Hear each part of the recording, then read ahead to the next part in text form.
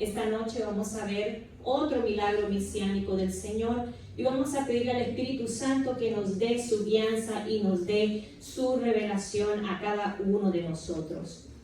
Para los que tal vez no estuvieron con nosotros el sábado anterior o los que se perdieron la introducción del mensaje, quiero darles un pequeño recordatorio para que sepan el margen o el marco bíblico en el cual nos vamos a encontrar esta noche. Aquí, hermanos, estamos hablando de la división que hicieron los antiguos rabinos, aproximadamente los 400 años de silencio que hubieron entre el Antiguo Testamento y el Nuevo Testamento, donde ellos, al observar toda la ley mosaica, cuando ya fue culminada y ya las generaciones comenzaron a vivir en ella, ya sus tradiciones comenzaron a acomodarse a la ley mosaica, el templo empezó a funcionar y a coordinarse normalmente, o sea, su vida cotidiana, en otras palabras.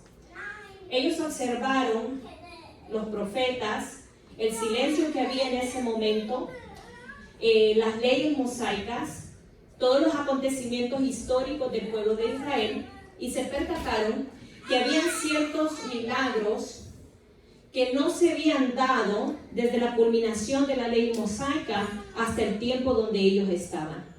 Al analizar toda la historia del pueblo de Israel, ellos también se percataron que para ellos, para sus sacerdotes, iba a ser imposible realizar este tipo de milagros. Por lo tanto, constituyeron una división entre los milagros, prácticamente una división entre las profecías, y lo dividieron en los milagros generales y los milagros mesiánicos, optando en que los milagros mesiánicos podían ser únicamente realizados por el Mesías. Y esta enseñanza, ellos la fueron pasando de generación en generación, y los sacerdotes judíos, o los que estaban a cargo del templo, observaban en cada generación las actitudes del pueblo, los talentos, las personas con liderazgo, con llamados, a ver si podían ellos detectar estos milagros mesiánicos en alguien y deducir de que el Mesías prometido había llegado. Pero también ellos hicieron este acto porque para ellos no fue suficiente las profecías de la palabra de Dios con respecto al Mesías prometido, sino que ellos necesitaban una prueba adicional para estar seguros en el momento que el Mesías apareciera, para no ser engañados ni confundidos. Por lo tanto, ellos observaban estos milagros en particular, que era prueba total y definitiva de que el Mesías estaba caminando sobre la tierra. Y esta noche vamos a ver otro de esos milagros mesiánicos, los cuales ellos estaban esperando ver para reconocer y para poder darle su lugar al Mesías prometido. Y el segundo milagro mesiánico que vamos a ver esta noche es la expulsión de un demonio mudo. Para nosotros comprender este milagro mesiánico, vamos a ahondar un poco en la tradición judía.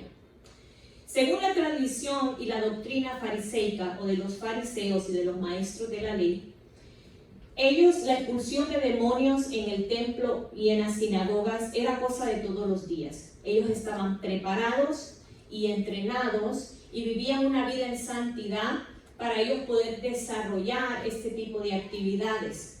Pero para ellos expulsar los demonios había un orden detallado de cómo hacerlo.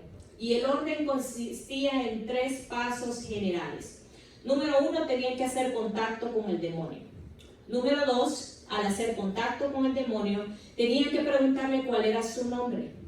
Al obtener ellos el nombre del demonio o de la entidad, ellos tenían la autoridad y el derecho de poder expulsar este demonio porque ya les había entregado su nombre o su identidad. ¿Amén?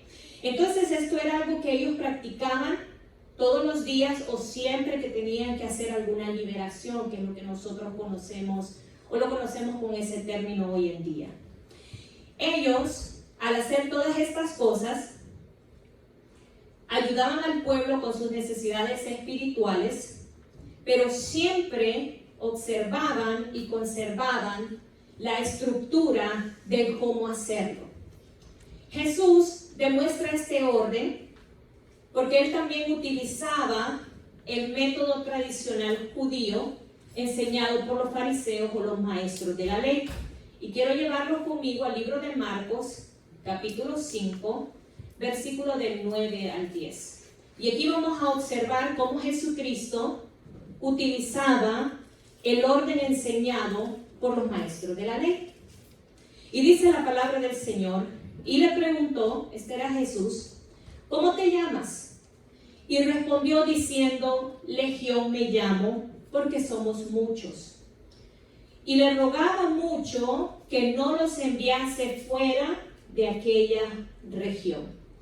Aquí podemos observar cómo Jesucristo manejaba la tradición o lo enseñado por los maestros de la ley, porque también él era un rabino, también él era un maestro. Y él no vino a pasar sobre la ley, sino que vino a cumplirla. Y el orden aquí se demuestra. Hizo contacto con el demonio, le preguntó su nombre, y a través de adquirir su nombre, tuvo el derecho y la autoridad para someter ese demonio y poderlo expulsar de esta persona. Todos conocemos lo que pasa después de este milagro que él hizo con este hombre. Sin embargo, hermanos, había una especie demoníaca contra la cual la metodología judaica era impotente. Con esto lo que les quiero decir que había una clase de demonio con la cual los judíos no podían combatir y les era imposible expulsarla de las personas. Y esto eran las personas que eran dominadas por una entidad demoníaca que les ocasionaba ser mudos. Porque el demonio utilizaba las cuerdas vocales, o utiliza, porque esto también se da muy en lo presente, utiliza las cuerdas vocales de la persona para poder comunicarse. Cuando la persona era muda o tenía este tipo de demonio que le causaba mudez, a ellos les era imposible tener contacto con el demonio, no podían obtener el nombre del demonio, por lo tanto no lo podían expulsar. Y en este caso, ¿qué es lo que ellos enseñaban? Que lamentablemente la persona no tenía ningún remedio y tenía que morir con sus demonios. Esa persona no tenía ningún derecho o no tenía ninguna opción de algún día poder lograr la liberación o llegar a la presencia de Dios, porque iba a morir con un demonio adentro. No sé si me están entendiendo lo que les quiero explicar, pero estoy tratando de pausarlo para que entremos al punto. Entonces, al ver ellos esta situación y ver que para ellos les era imposible, y lo mismo ellos lo enseñaban a todos sus líderes religiosos, ellos dieron una enseñanza diciendo de que únicamente cuando el Mesías prometido llegara a la tierra, iba a ser el único capaz de expulsar un demonio mudo de una persona, porque iba a ser el único que iba a tener tal autoridad que los demonios se iban a someter sin ni siquiera preguntarles el nombre. ¿Ven? Y esta fue la enseñanza que ellos dieron y la doctrina que ellos enseñaron a través de los años. Ahora vamos a entrar a Mateo, capítulo 12, versículos 22 y 23, y vamos a ver lo que la historia bíblica nos regala.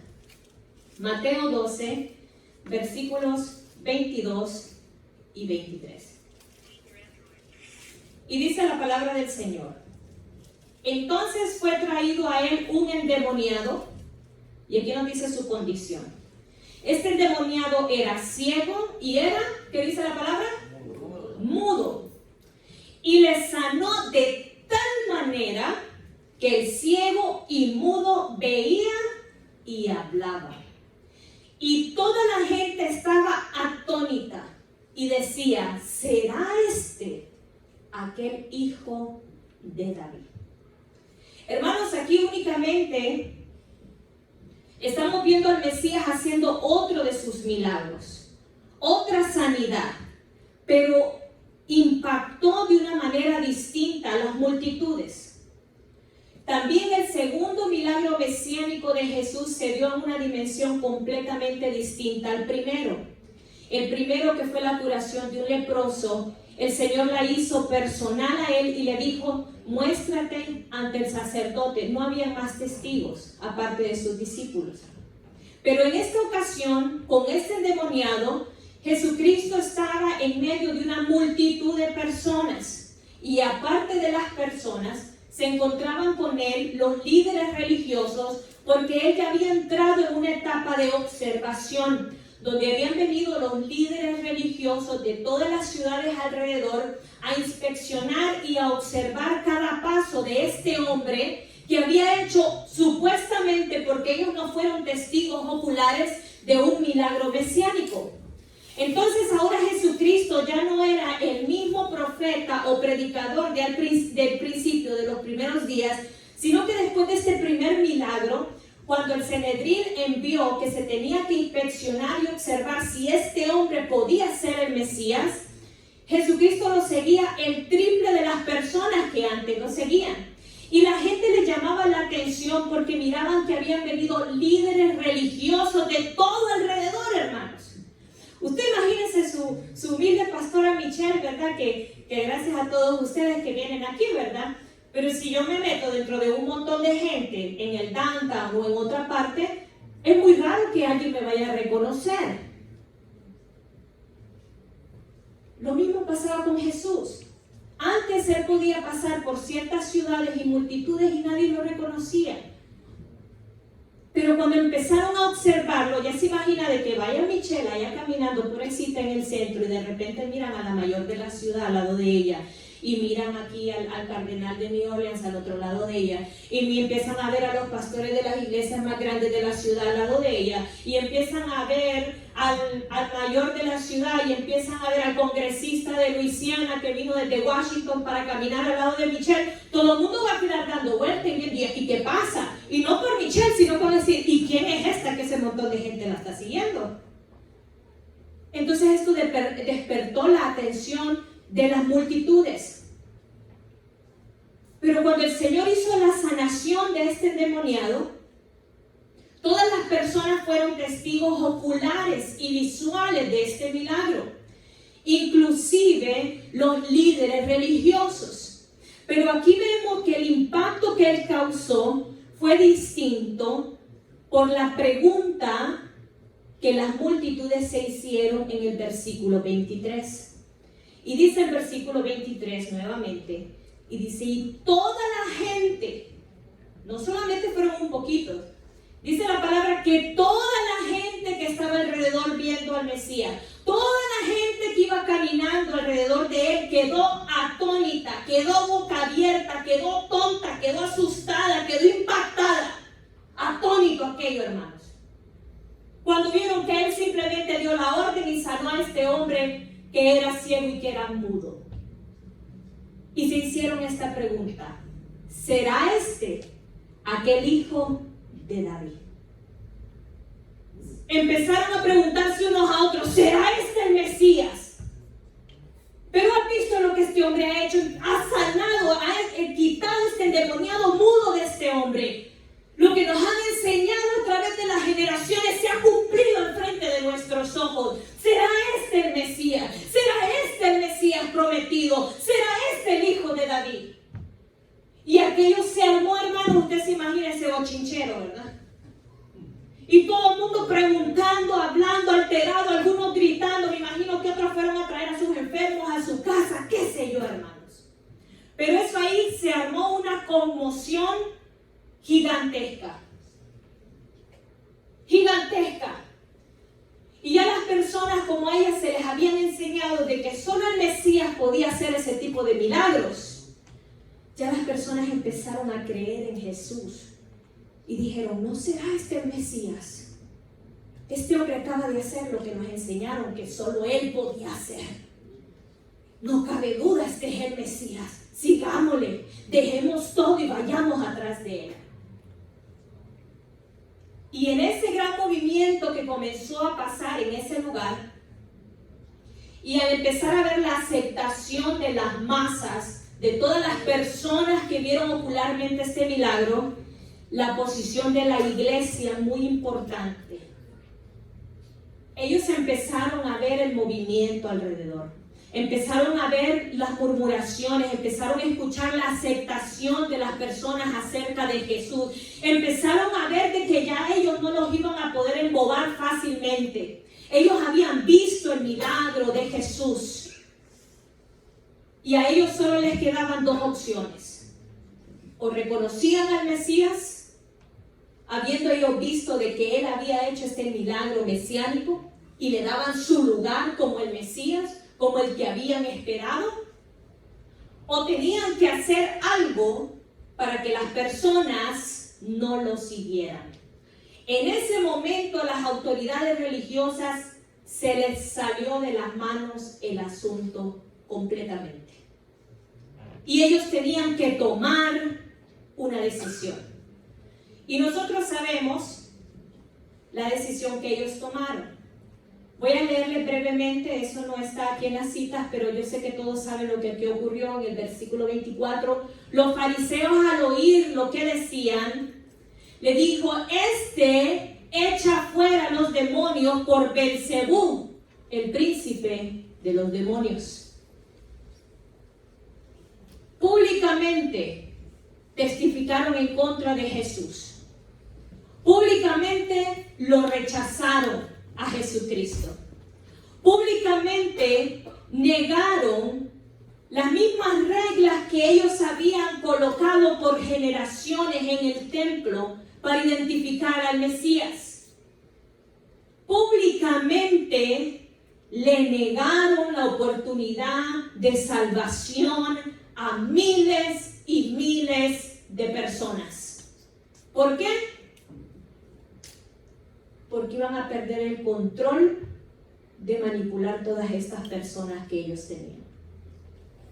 Y en ese momento, delante de todos, hicieron lo más atroz,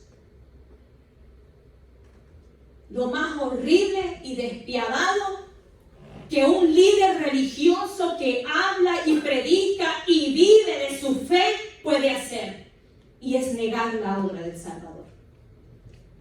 Y esa fue la decisión que ellos tomaron. Públicamente lo negaron, públicamente lo rechazaron y públicamente sirvieron de piedra de tropiezo para miles y miles de personas. Y Jesús, yo me imagino el corazón de Jesús en ese momento. Al ver que todas aquellas personas empezaron a acusarlo de que él también de seguro estaba endemoniado y por eso había sacado todos estos demonios. Jesús se llenó de tanta indignación contra los líderes religiosos, hermanos, que aquí es cuando él habla de la blasfemia del Espíritu Santo y él da juicio contra esa generación, pero ese va a ser tema de otro día porque eso está bien fuerte. Pero aquí el Mesías comienza a hablarle a los líderes religiosos de una manera fuerte y de una manera clara, y es un mensaje el cual les declara cuál es su problema. Porque en ese momento el problema de los religiosos no era la ley, no era el Mesías, no eran las reglas, no eran sus propios problemas. Jesucristo les habla tajantemente y les dice a los líderes religiosos que lo representaban cuál era su verdadero problema. Y lo vamos a ver en los siguientes versículos. Muy brevemente porque es bien profundo lo que él dice, pero les invito a que estudien todo el capítulo 12 del libro de Mateo. Pero en el versículo 25 les dice lo siguiente: sabiendo Jesús los pensamientos de ellos, les dijo: todo reino dividido contra sí mismo es asolado, y toda ciudad o casa dividida contra sí misma no permanecerá. En el versículo 30 les dice: el que no es conmigo, contra mí es. Y el que conmigo no recoge, desparrama. En el versículo 34 les dice: generación de víboras, ¿cómo podéis hablar lo bueno siendo malos? Porque de la abundancia del corazón habla vuestra boca. El Señor aquí en estos versículos les habla claramente y les dice que su problema no era la ley, su problema no eran las profecías, su problema no era el Mesías, su problema no era el no cumplir las promesas, porque las profecías y la ley estaban siendo cumplidas en ese momento en Cristo Jesús. El problema de los líderes religiosos era que no estaban unidos con Cristo. Decían ellos ser de Él y vivir por Él y trabajar por Él, pero no estaban en Él, que eran cosas muy distintas. Y Jesucristo se lo dijo de una manera clara. Y le dice, todo pecado le será perdonado, menos la blasfemia contra el Espíritu Santo. Y oiga bien esto, hermanos. Él les dijo eso antes de la cruz. Y después le dice, esta generación no merece más señal, sino que la señal de Jonás. Ahí hay un juicio contra esa generación, hermanos. Y esto fue antes de la cruz.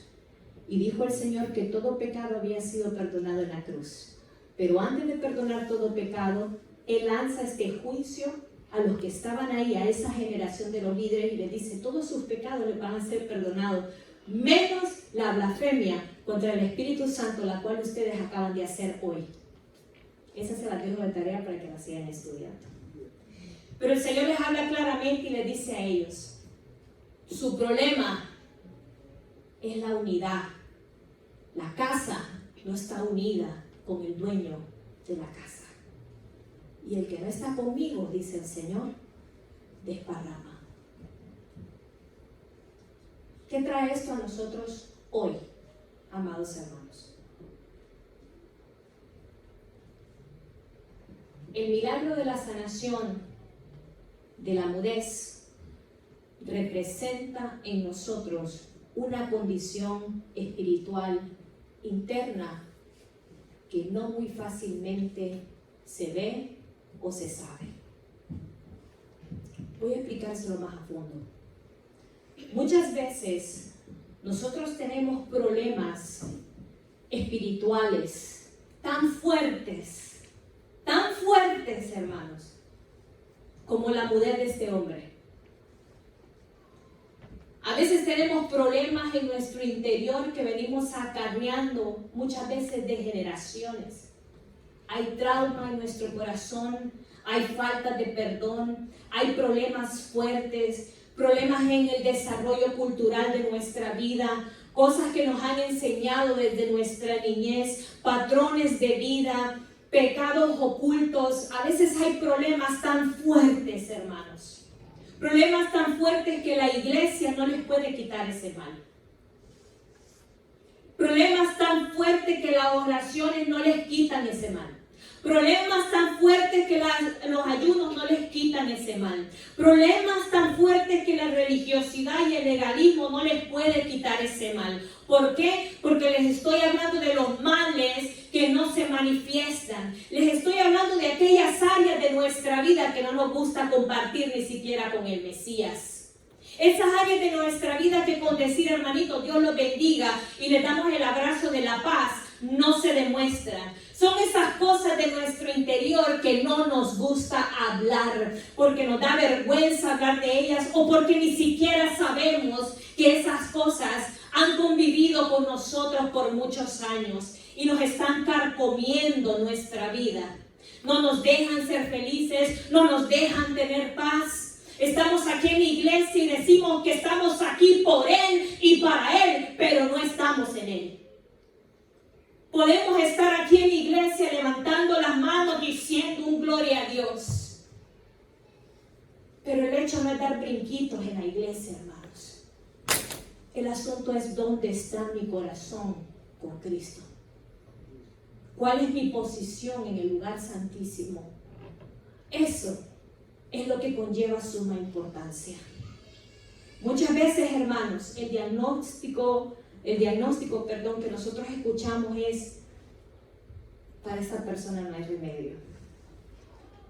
A veces lo que nosotros mismos decimos es: yo soy así y voy a morir así.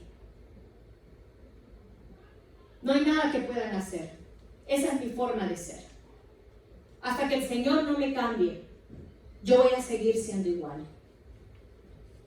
O tal vez tenemos otro diagnóstico. Así me conocieron, así me voy a morir. O simplemente no hay nada malo en mí. No hay nada que necesite ser cambiado. Yo estoy bien y soy feliz tal y como soy. Este endemoniado, hermanos, era ciego y mudo. Pero fíjense algo. Hubieron personas que a él no amaban. Que aunque él era ciego y él era mudo, si le habían dado el diagnóstico que él tenía eso porque había sido endemoniado, quiere decir que este hombre iba muy a menudo al templo. Porque había personas que se preocupaban por él y lo llevaban para que le hicieran oración. Tal vez le hablaban de la palabra. Le decían que había un Dios que le amaba y que lo iba a rescatar y que lo iba a salvar. Porque aunque era endemoniado y era mudo y era ciego, escuchaba. Pero aunque él escuchaba la palabra tampoco pudo hacerle el milagro, hermanos. Estas personas que lo amaban a él lo tomaron y lo llevaron a donde el Mesías estaba para que escuchara palabra. Este hombre, aunque estaba endemoniado, no estaba solo. Habían personas que lo acompañaban y estaban con él. Tal vez esta noche te encuentras en un momento en tu vida donde te sientes de esa manera. Hay algo aquí en tu interior que no es muy fácil que tú lo puedas expresar, que tú lo puedas hablar, que tú lo puedas compartir. ¿Hay algún pesar? ¿Alguien te lastimó profundamente? ¿Alguien ha dejado marcas imborrables desde tu niñez? No lo sé, hermanos, pero usted lo sabe. Usted conoce su corazón. Y tal vez esta noche usted piensa lo mismo que tal vez pensó este hombre. Todas estas personas me hablan que hay un Dios. Me dicen que algo van a poder hacer por mí, pero como ellos no están mudos y no están ciegos, ¿qué van a entender de mi dolor? ¿Qué pueden entender cómo yo me siento? ¿Cómo pueden comprender lo que yo paso día a día? Con que me den una palmadita en la espalda y me digan, no te preocupes, todo va a estar bien. ¿Qué me soluciona? Mientras ellos no estén en mis zapatos, ellos no van a comprender cómo es mi diario vivir. Tal vez usted opina de esa manera muchas veces. Hay hermanos que lo quieren animar y le dicen, vamos adelante, vamos en victoria en Cristo Jesús. Y usted dice, sí, gracias, yo sé que mi Señor es bueno. Y por dentro dice, ¿cómo hablan sin saber lo que se siente? O hay unos que hasta le dicen a uno, ojalá que usted nunca pase por lo que yo esté pasando, ¿verdad? Hay de todo en la viña del Señor, hermanos. Pero esta noche tú puedes estar así. Tú puedes estar de una forma conformista. Tal vez tú ya te conformaste en tu manera de vivir, en tu manera de actuar. Tú ya dijiste, no, aquí me quedo, ya te quedaste inactivo, improductivo. Ahí te quedaste de seguro sentado, no quieres moverte, no quieres dar un paso más adelante. Yo no lo sé, pero tú sí lo sabes. ¿Qué es lo que te está truncando? ¿Qué es lo que te está impidiendo? Solo tú lo sabes. ¿Es realmente tu culpa o es algo que tú tienes adentro que no has sabido manejar? ¿Qué es lo que te ha llevado a ese conformismo de pensar que tu situación no va a cambiar? Que aquí tú ya terminaste si no hay un mejor mañana. ¿Qué es lo que te está pasando que te ha llevado a una etapa de conformismo? Que aunque tú escuchas la palabra de Dios, tú no miras ningún final feliz al final del túnel. No lo sé, hermanos. Pero ¿saben qué? Jesucristo no se conformó. Jesucristo fue a este hombre y él vio en este hombre lo que él había depositado en él, el tesoro que el Señor había depositado en este hombre. Tal vez el mudo y ciego ya estaba conforme con su situación, pero Jesucristo no. Y es lo mismo que Jesucristo te viene a decir esta noche. Yo no me conformo con la situación en la que tú estás. Yo no me conformo con el nivel donde tú estás. Yo no me conformo que tú quieras vivir tu vida día a día con dolor, con pena, con frustración, pensando que, ay, así es la vida y ni modo. Porque Jesucristo sabe sabe el precio que Él pagó por ti y por mí. Porque Jesucristo sabe el verdadero valor que Él ha puesto en tu vida.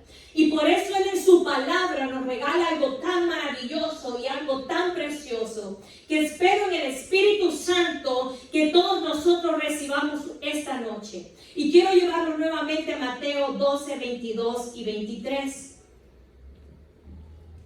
Entonces dice la palabra, fue traído el endemoniado que era ciego y mudo. Y miren lo que dice la palabra. No solamente dice que lo sanó, hermanos. Dice, y le sanó de tal manera que el ciego y mudo veía y hablaba. Y lo sanó de tal manera, hermanos. Jesucristo hizo algo fuera de lo normal. Jesucristo hizo algo fuera de lo anormal. Jesucristo en ese momento hizo algo que ninguna mente de todas esas personas podía llegar a canalizar. Porque dice la palabra que Él no solamente lo sanó, sino que dice que de tal manera Él lo sanó, que aquel ciego y mudo veía y hablaba. Hermanos, lo mismo el Señor te dice esta noche. Él quiere sanarte de tal manera que no importa el dolor, que no importa la privación, que no importa el cautiverio que tú tengas en tu corazón, que no importa ese pecado oculto que tú tengas ahí, que no importa ese daño generacional, ese trauma, esa enfermedad. Dice la palabra del Señor que Él quiere sanarte de tal manera que todas las personas alrededor solo puedan decir, eso solo lo pudo hacer Cristo.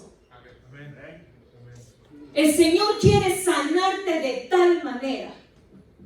Yo no sé cuál es tu situación en esta noche, pero sabe que Él sí la sabe. Y el Señor quiere sanarte de tal manera, hermanos, de tal manera que no solamente se quite la duda de ti, sino de todos los que estén a tu alrededor y se den cuenta de que solo Cristo puede hacer estas cosas posibles.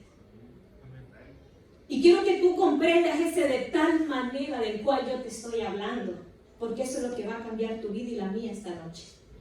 Para que nosotros entendamos, vamos a ver el comparativo de ese de tal manera, para que ahí sí, como quien dice, nosotros aterricemos y veamos la posición que tenemos con Cristo. Y si tu corazón está dispuesto esta noche, tú entiendes lo que Jesús está haciendo en tu vida y lo que Él quiere hacer en tu vida. Ese de tal manera del que yo te estoy hablando aparece únicamente una vez más en el Nuevo Testamento. Y lo vas a encontrar en Juan 3:16. Y dice la palabra de Dios, porque de tal manera amó Dios al mundo, que ha dado a su Hijo unigénito, para que todo aquel en el que Él cree no se pierda, mas tenga vida eterna.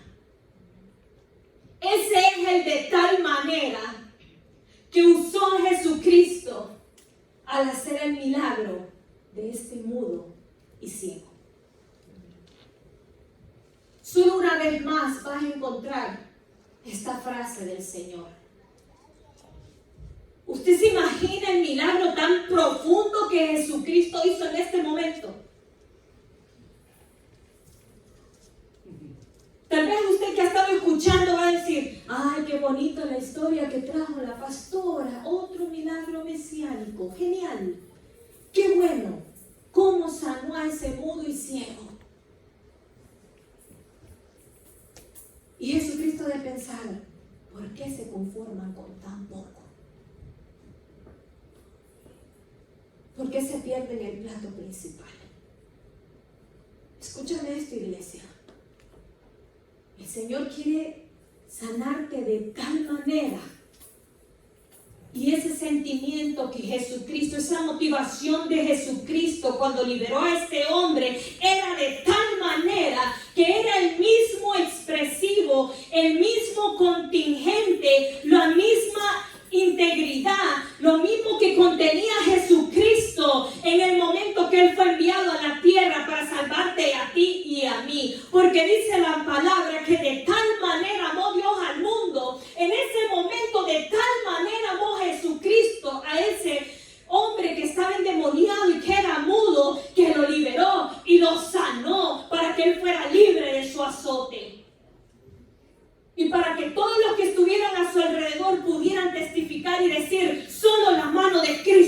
pudo hacer ese milagro. Hermanos, en Jesucristo esta noche te ofrece ese de tal manera. De tal manera Jesucristo te ama. De tal manera Dios te ama que quiere sanarte. De tal manera Cristo te aprecia, que Él quiere liberarte. De tal manera Cristo te adora, que quiere restaurar tu vida, quiere restaurar tu familia, tu matrimonio, tu finanza. De tal manera Él te ama y te cuida celosamente, que Él te dice esta noche, no más al conformismo. No te conformes más con tu nivel de vida. No te conformes más con el problema que tú tienes. No le entregues a Satanás lo que yo te he entregado. Porque de tal manera yo te amo, de tal manera yo te cuido, de tal manera yo te abrigo, que te voy a demostrar que mi mano poderosa está a tu favor. Ese es el de tal manera que el Señor nos mostró en Mateo. Y eso es lo que el Señor quiere ofrecerte, iglesia. ¿Acaso la ley es la que está equivocada? No. ¿Acaso es la palabra de Dios que está escasa? No. ¿Acaso es el Mesías que ha fallado y no ha comprobado y te ha mostrado con hechos que Él es el Rey de Reyes y Señor de Señores? No. Te aseguro que eso no es lo que está fallando esta noche. Te aseguro que eso no es lo que está fallando tal vez en tu vida. Lo mismo que el Señor les mostró a los líderes religiosos es lo que el Señor te muestra esta noche. Y te dice, una casa dividida jamás podrá prevalecer. Iglesia, este es el momento de volvernos a Cristo. Este es el momento de dejar de jugar a ser una iglesia y de entender que el Señor nos ha regalado el todo. A veces nos sentimos minimizados o sentimos que la obra del Señor se ha quedado estancada. Hermanos, ¿por qué te sientes menos? ¿Por qué te conformas con tu situación? ¿Por qué permites que el enemigo domine tu vida, tus pensamientos, te quite la paz? ¿Por qué permites la depresión, el miedo, el autojuicio? ¿Por qué permites la pobreza?